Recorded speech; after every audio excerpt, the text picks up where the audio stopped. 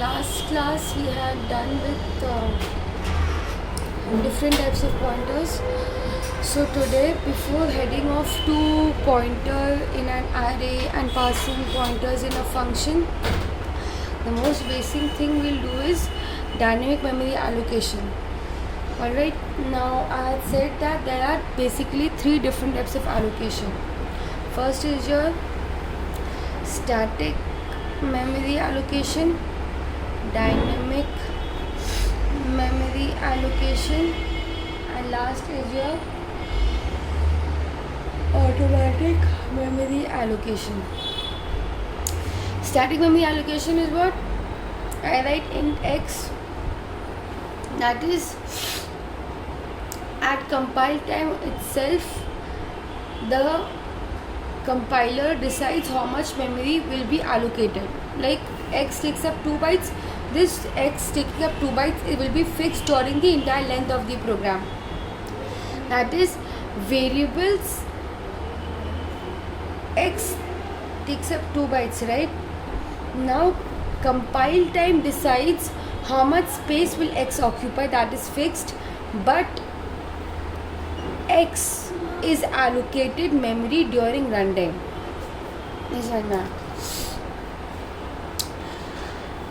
When I write int x, that is x taking up 2 bytes, compile time itself, the compiler decides that x will take up 2 bytes. This is the space that's supposed to be taken up by the variable is decided during compile time, but the variable is allocated space during runtime. Understood? The variables are given space in memory during runtime, and how much memory the variable will be given, that is decided during compile time. So now x, which I have declared, it will continue to exist in memory till the end of the program. I have not written anything over here, so that is an auto storage class, right? So obviously x will occupy memory till the end of the program, until the scope of the program doesn't end. You understood, right? Static memory allocation means at the very beginning, at compile time itself, the memory is decided. It cannot be changed during the course of the program. How much memory will x occupy, that is decided during the compile time, and that occupied memory is taken up by x during runtime, right? Now this is a static memory allocation. Next is your automatic memory allocation. I had told you many times before, automatic memory allocation is done by functions. That is, functions when called, they occupy space. When the job of a function is over, we automatically release the space without there needn't be calling of any explicit command which will ensure that the functions take this space. Function is an example of automatic memory allocation. After this is your dynamic memory allocation. Now before going to dynamic memory allocation, we had that memory map. In memory map, I had said stack is the one that takes care of all your temporary variables, your function call, your recursion and everything. And what was heap? Heap was the one that was in command of the dynamic memory allocation. It kept a track of the memory pool. That is, in heap there's a memory pool. That memory pool has a pointer which points to the first available free space in the memory pool. So whenever we need any memory from memory to allocate any variable, heap releases memory from the free memory pool and gives it to us. And once we are done using that memory, we again, when we free it, when we release the consumed memory, it is again sent back to the free memory pool in the heap, and the free pointer is again updated. All this is your memory map and static and dynamic memory allocation.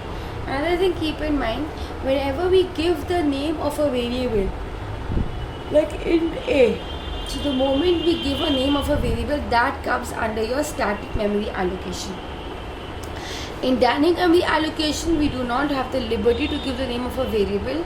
How we do it, I'll come across in some time. Alright, now Dynamic memory allocation, static memory allocation, memory is decided during compile time. But dynamic memory allocation, the memory, how much memory will be used during the program is decided during runtime itself. Now, what are the uses of static memory allocation? What are the uses of dynamic memory allocation over static memory allocation? Like if you have declared an array int ARR 100, so it's taking up how much space? 200 bytes, right? Now in this program, in this int ARR 100, you are using only, suppose 10 bytes. 10. You have used this AR 100 to store 10 elements.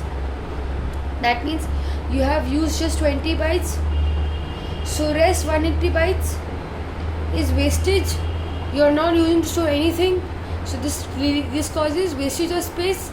So static memory allocation, but at the same time you also cannot allocate int ARR to be just 5, because it can happen later in the program. You might need to store more number of elements than this. So int ARR 100 is a static memory allocation where allocated 200 bytes, but you're using just 20 bytes, so the rest is wastage of space. So dynamic memory allocation is what? During compile time, if you decide, if you feel you need to store 10 elements, you will allocate memory for 10 elements. After 15th line of code, if you feel in the same space you need to allocate space for 2 more elements, you are even given the liberty to allocate 2 more elements. That is why dynamic memory allocation is better, because there is less wastage of space and there is better utility of memory. Now dynamic memory allocation can be done by basically the function used to allocate memory at runtime as follows: malloc, calloc, realloc and free. These are your 4 different functions that are used to allocate memory during runtime. Malloc. What is malloc? Malloc is a function where it decides how many variables, basically decide how much size of memory we want to allocate. So suppose if I write malloc 4, it means a 4 byte of memory, like a chunk of 4 bytes of memory is allocated in RAM. If I write malloc 10, that means a chunk of 10 bytes of memory is allocated in RAM. Now keep in mind, malloc is a function, alright? Now each and every function, all functions have a return type. Similarly, malloc also has a return type. Now malloc, being a function, it has a return type also. It needs to return something. Now what does malloc return? First of all, the return type. Normally when we were doing functions which were returning anything, like if we were declaring a function int sum matlab int, the return type will be of integer type. If I had void sum, it means the return type is a void type. Hence the return type of a malloc function is void. Now remember, void I had said is a generic pointer. You can typecast any data type into a void pointer. Keep this in mind. So the return type of malloc is a void pointer, number 1. Now malloc is a function. It will return something. It will return a particular thing back to the place from where it was called. What does it return? When I write malloc 10, in memory 10 bytes of chunk is allocated by RAM. Now when this 10 bytes of block is allocated by malloc in RAM, obviously the place where 10 bytes is allocated, there must be a starting address. So malloc is a function which returns the starting address of the block it just created to the pointer. Why to a pointer? Because malloc is returning the address, and when malloc is returning an address, what will store an address? only a pointer variable has the provision to store an address. So malloc creates a block of 10 bytes in RAM. The block which malloc just created, it returns the starting address of the block to a special variable which is a pointer variable. So this PTR, suppose this is your starting address of the block is 2000. So now this PTR contains your 2000. So if I have 2000, it means I have the entire block with me. So this is a 10 bytes block, and it's a, so 2000 till 2010 is occupied by this block. So hence and here it is a void type. So what is the format of writing a malloc function? The format of writing a malloc is your PTR, that is the variable in which the address of the block goes. Cast type malloc byte size.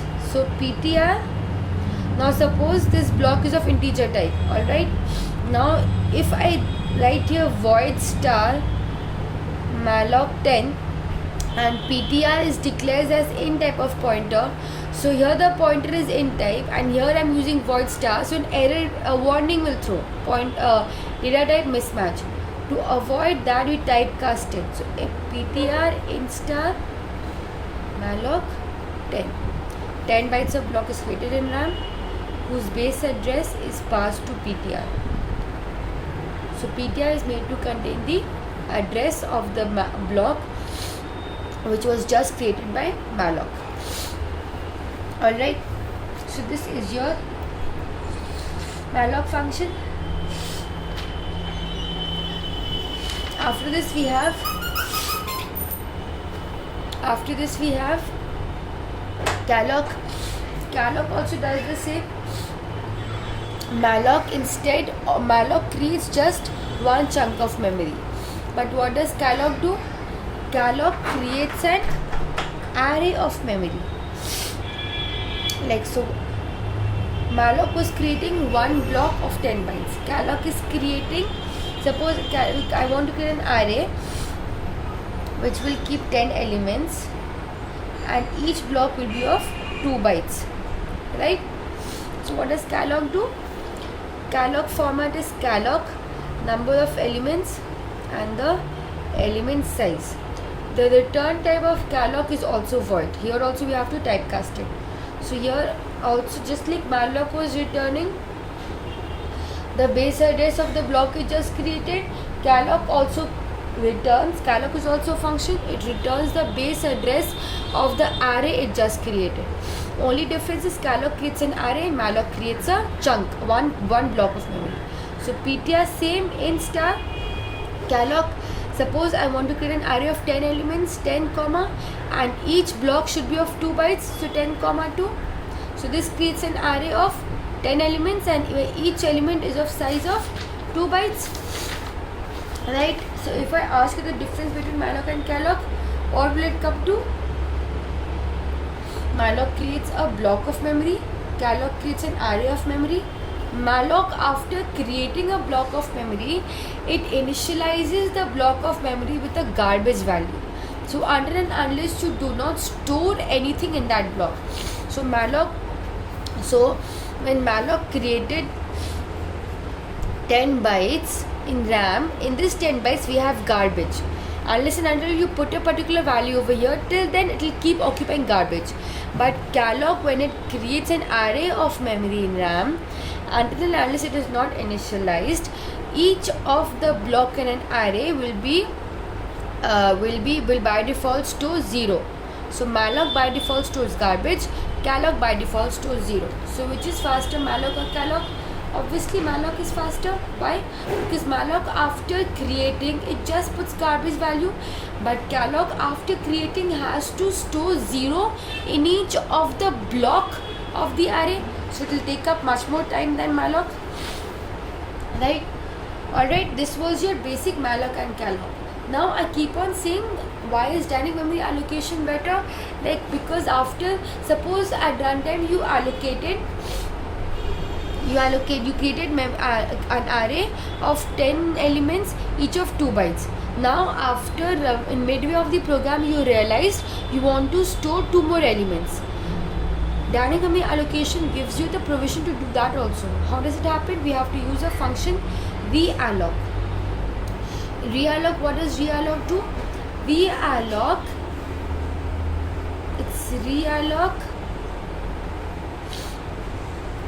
what are the arguments passed in realloc?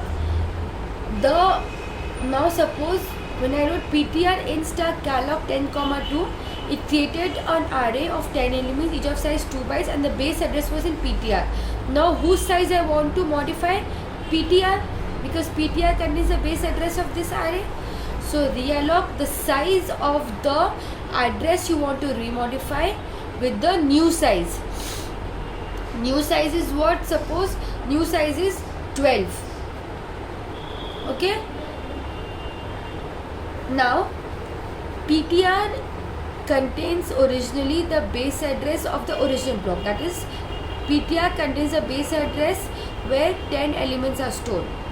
Now this ptr I want to remodify it to 12. After remodifying, realloc is also a function. It also returns something. So it remodifies this block, increases the size by 12 bytes.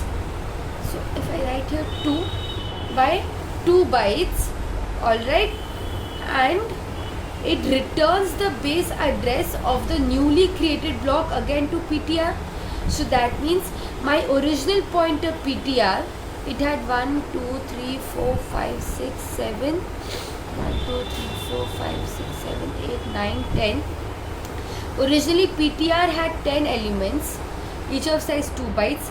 I'm increasing the size by 2, so 2 more increased, and it is returning back the address to the same place. So in the same place itself where my original data was, 2 more bytes got added over here.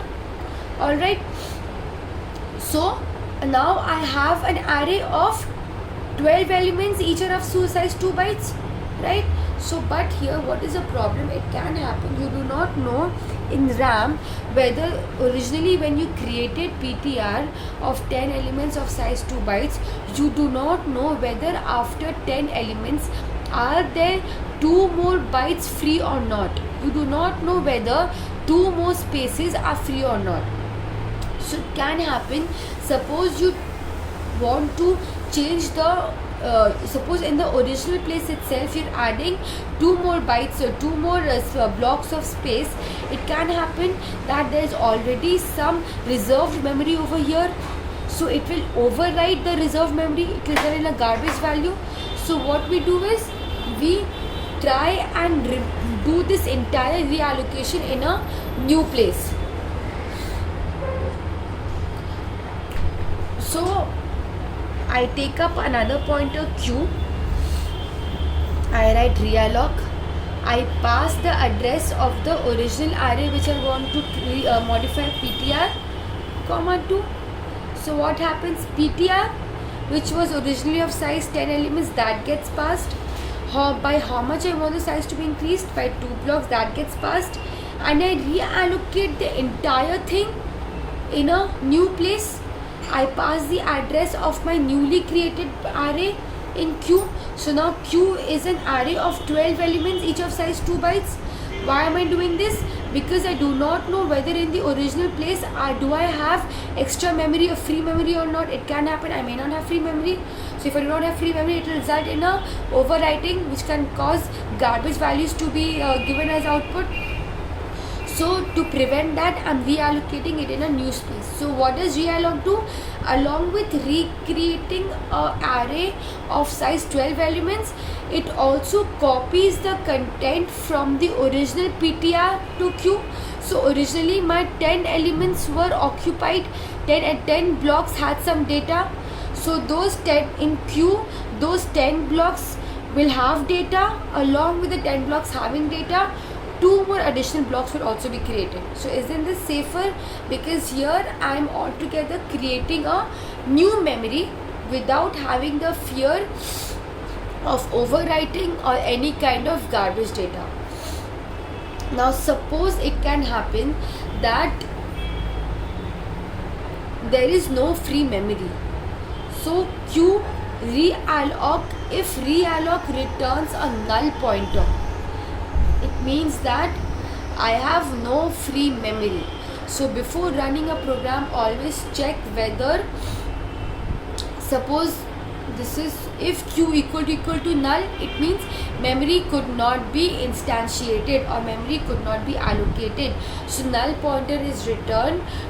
Null pointer is basically I am returning to say that a memory could not be allocated successfully. Alright, so this was your realloc, malloc, calloc, realloc, and the last one is your free. Free means what? In static memory allocation, what was happening at the end of the program? The variables will automatically giving up the space. In the automatic memory allocation, function when called occupies space, when done releases the space. Free is what? Free is a function which you have to call to ensure that the memory gives a space. Like for example, if I have 10 bytes created by malloc whose address is in PTR, so if I write free PTR, it means PTR contains what? Suppose 1000. Suppose this is 1000. So PTR 1000 means, if I write free PTR means PTR, what does it contain? 1000. So that 1000 में जो content है, that will be deallocated. That means this memory will now no longer occupy space in RAM. It will be free. So free PTR means PTR का जो content है, PTR का content we know it's an address, उस address में जो data है, that will be deallocated. It means that memory will no longer keep occupying space in RAM. It will be declared as free. Now you have written free PTR. Now this was a part of a dangling pointer where I said just free PTR releases the memory. It does not modify the pointer because PTR is still made to point to your unreserved memory block. The content of PTR got freed. Current of PTR is an address that got freed, but the PTR is still made to point to the unreserved memory block. So when I write PTR equal to null, now my finally PTR is now dereferenced. Now finally PTR is made to the point to the starting address of the block, or PTR is made to contain nothing. So this free function is used to free up the memory which was used. If you do not free up the memory which was used, it will lead to memory leakage. You will keep on occupying space in RAM, you will not free up the memory, it will cause the system to crash.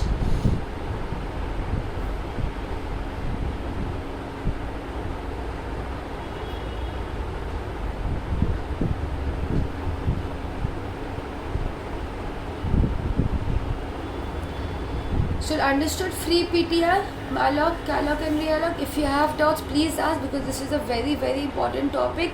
Your linked list, your pointers, everything is done by using malloc, calloc. What is null pointer? Why is null pointer being returned? All of this, please see carefully. If you have not understanding, try and see from YouTube, try and see from Google, try and see Rima Thareja, any book which you have, and then feel free to ask your doubts.